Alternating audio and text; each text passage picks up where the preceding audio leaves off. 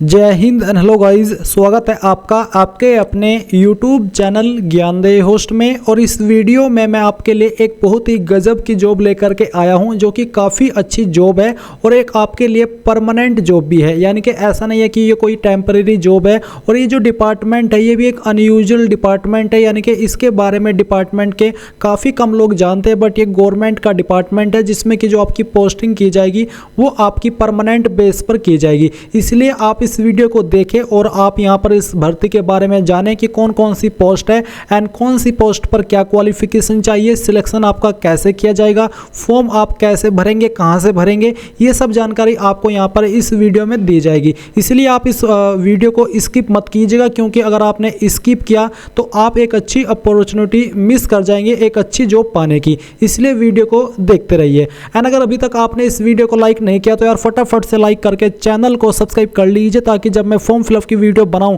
अगर आप चाहेंगे कि मैं फॉर्म फिलअप की वीडियो बनाऊं तो आपको कमेंट के माध्यम से बताना है कि सर हमें फॉर्म फिलअप की वीडियो चाहिए या फिर नहीं चाहिए। इसलिए कह रहा हूं कि चैनल सब्सक्राइब करके बेल आइकन ऑन कर लीजिएगा।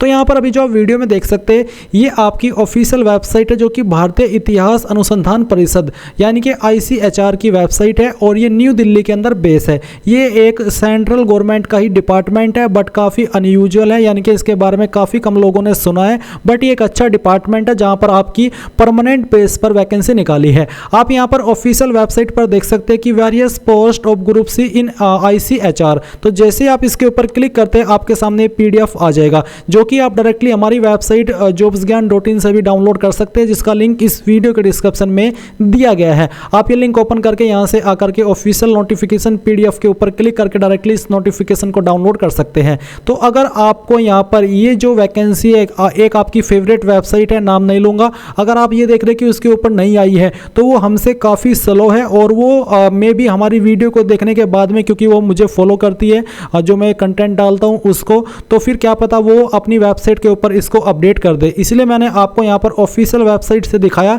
कि ये कोई फेक वैकेंसी नहीं है, ओरिजिनल वैकेंसी है। अगर आप वाली जिसको आप वो वेबसाइट को फॉलो करते हैं उसके ऊपर नहीं है तो इसमें मेरा कोई भी हाथ नहीं है, क्योंकि वो वेबसाइट कोई गवर्नमेंट की वेबसाइट नहीं है और ना ही मैं उसको मैनेज करता हूं। अगर करता तो कब का उसके ऊपर इस वैकेंसी को अपडेट कर देता। तो चलिए पॉइंट पर आते हैं। तो यहां पर बेसिकली इसके अंदर काफ़ी सारी पोस्ट निकाली गई है। जैसे कि पहली पोस्ट है लाइब्रेरी एंड इंफॉर्मेशन असिस्टेंट की। इसके लिए 2 वैकेंसी है। इस पर आपको सैलरी लेवल 5 की मिलेगी, जो कि 29,200 रुपये से लेकर के 92,300 रुपये होती है।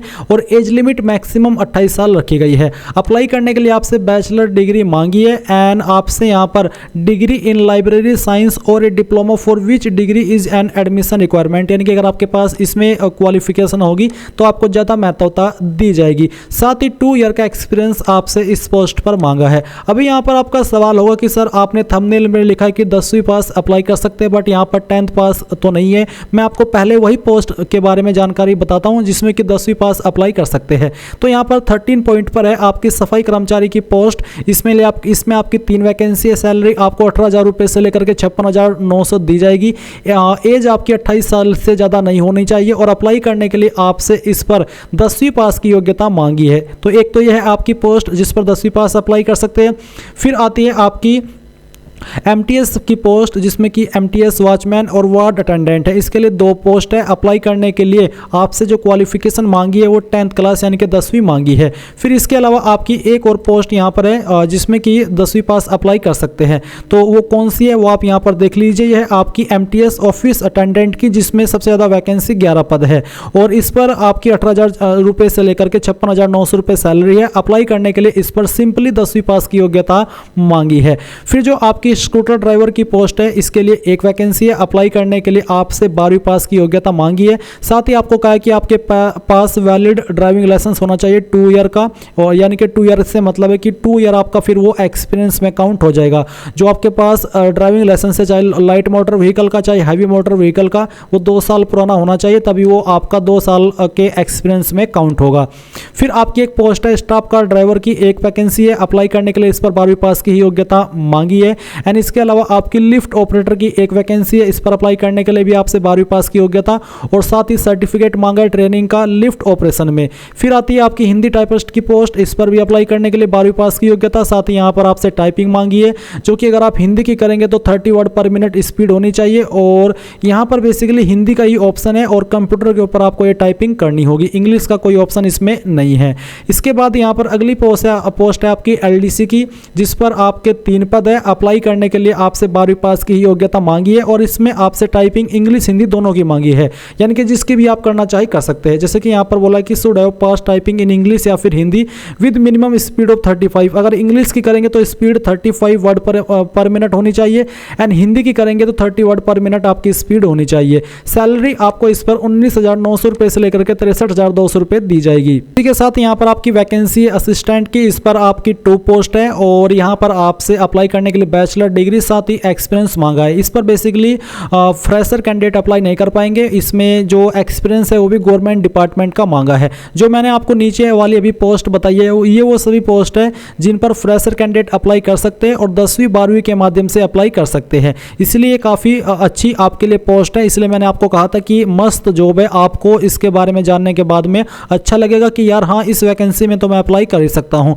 क्योंकि जो आपकी फीस है वो भी काफ़ी कम रखी है। जैसे कि काफ़ी कम, मैं इतनी भी नहीं कहूँगा बट फिर भी ठीक फीस है, काफ़ी वैकेंसी में तो इससे भी ज़्यादा होती है। जैसे कि यहाँ पर जनरल ओबीसी ईडब्ल्यूएस के लिए 500 रुपये फीस है और जो SC ST है इनके लिए 250 रुपये फीस है। और फीमेल कैटेगरी एंड जो आपकी विकलांग कैटेगरी है, फीमेल चाहे किसी भी कैटेगरी के हैं, इनके लिए कोई फीस नहीं है, ये फ्री में आवेदन कर पाएंगे। वैसे अगर मैं कहूँ कि फीस में थोड़ा ज़्यादा है, अगर वैसे मैंने देखा है कि SC ST के लिए ऐसी वैकेंसी में फ़ीस नहीं होती और जो जनरल OBC EWS होती है उनके लिए 200 से 250 या फिर किसी किसी में 500 भी फीस होती है, बट यहाँ पर जो फीस है वो आपने जान लिया है।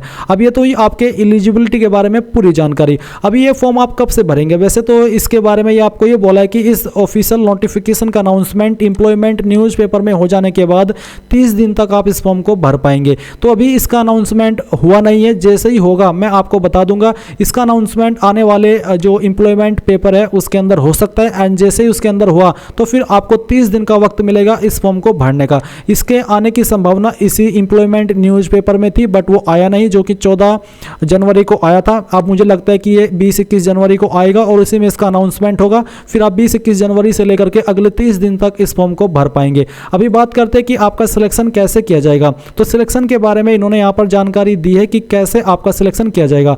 आपको बोला है कि only shortlisted candidate will be called for skill test या फिर रिटन टेस्ट, यानी कि इसमें आपका स्किल टेस्ट भी हो सकता है और रिटन टेस्ट भी हो सकता है या फिर दोनों भी हो सकते हैं।